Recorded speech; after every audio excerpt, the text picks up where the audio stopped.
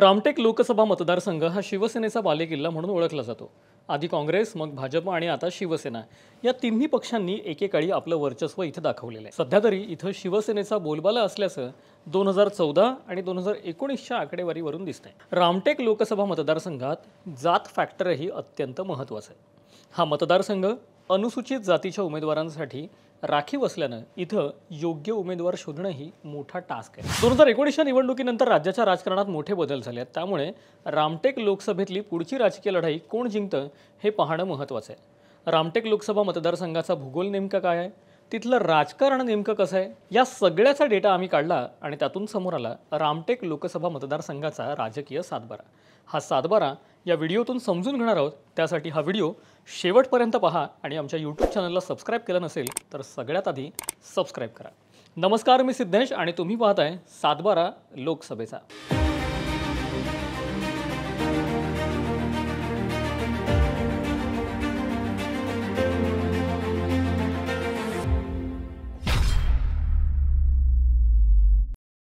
चला तर थेट सुरुवात करूयात रामटेक लोकसभा मतदारसंघाचा भूगोल समजून घेण्यापासून। रामटेक लोकसभा मतदारसंघ हा अनुसूचित जातीच्या म्हणजे SC उमेदवारांसाठी राखीव आहे। रामटेक लोकसभा मतदारसंघामध्ये एकूण 6 विधानसभा मतदारसंघ मोडतात। ते कोणते तर काटोल, सावनेर, हिंगणा, उमरेड, कामठी आणि रामटेक। आता 2014 मध्ये रामटेक लोकसभेमध्ये कोण जिंकलं आणि 2019 मध्ये कोण जिंकलं आणि किती मतांनी जिंकलं तेही पाहूयात। रामटेक लोकसभा मतदारसंघ हा नागपूरचा ग्रामीण भाग म्हणून ओळखला जातो। या मतदारसंघातून शिवसेनेच्या तिकिटावरती कृपाल तुमाने यांनी 2014ची निवडणूक लढवली, तर काँग्रेसच्या तिकिटावरती मुकुल वासनिक उभे होते। 2014ला शिवसेनेचे कृपाल तुमाने यांना 5,19,214 इतकी मतं पडली, तर काँग्रेसचे मुकुल वासनिक यांना 3,43,886 मतं मिळाली। पावणे 2 लाख मतांच्या फरकाने कृपाल तुमाने रामटेकमध्ये जिंकून आले होते।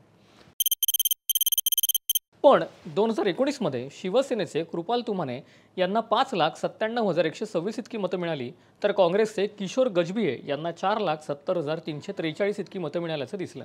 थोडक्यात काय तर शिवसेनेची मतं जशी रामटेकमध्ये वाढलेली दिसतात, तशीच काँग्रेसचीही मतं वाढलेली होती। 2014च्या तुलनेत तुमाने यांची मतं वाढली असली तरी त्यांची लीड मात्र कमी झाली होती। आता लोकसभा निवडणुकांचा विचार केला तर मागच्या 2 लोकसभा निवडणुकांमध्ये कोणत्या पक्षाला रामटेकमध्ये किती टक्के मतदान झालंय तेही पाहूयात। 2014च्या लोकसभा निवडणुकीत शिवसेनेला 49.5% मतदान झालं, तर काँग्रेसला 32.8% इतकं मतदान मिळालं। 2019च्या आकडेवारीमध्ये पाहिलं तर चित्र किंचितसं वेगळं आहे। 2019च्या लोकसभा निवडणुकीमध्ये शिवसेनेला 49.9% मतदान झालं, तर 33.3 इतकं टक्के मतदान काँग्रेसला मिळालं। 2014 आणि 2019 मध्ये मतदानाच्या टक्केवारीमध्ये फार किरकोळ बदल आहे।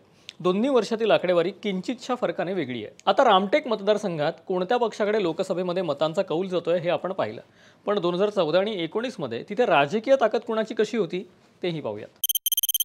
2014 मध्ये भाजपचे 5 आमदार निवडून आले, तर राष्ट्रवादी काँग्रेसचा एकही आमदार निवडून आला नव्हता।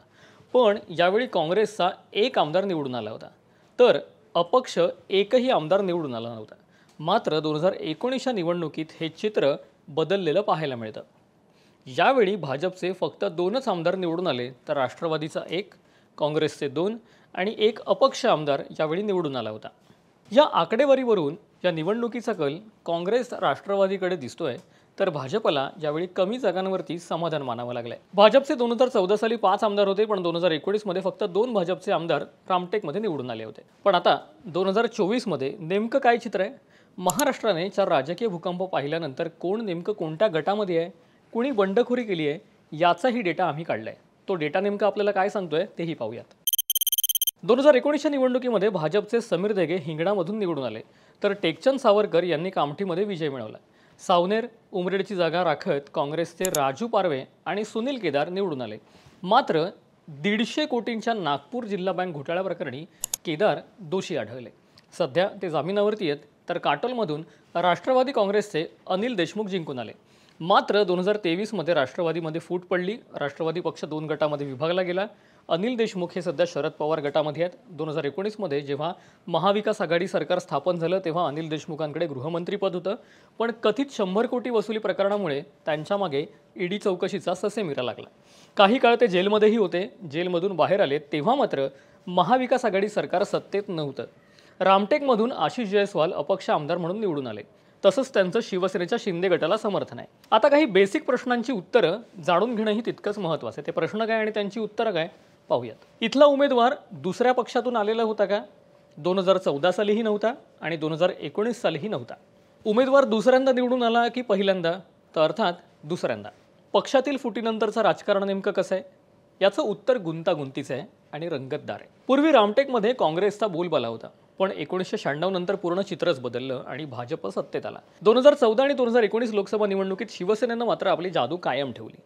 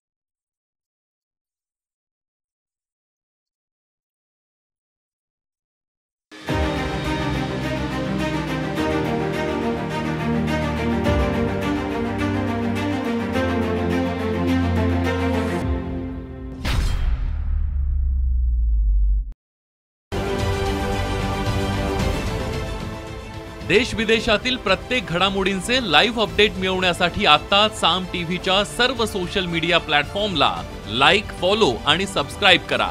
तसंच सर्व नोटिफिकेशनसाठी बेल आयकॉन प्रेस करायला विसरू नका.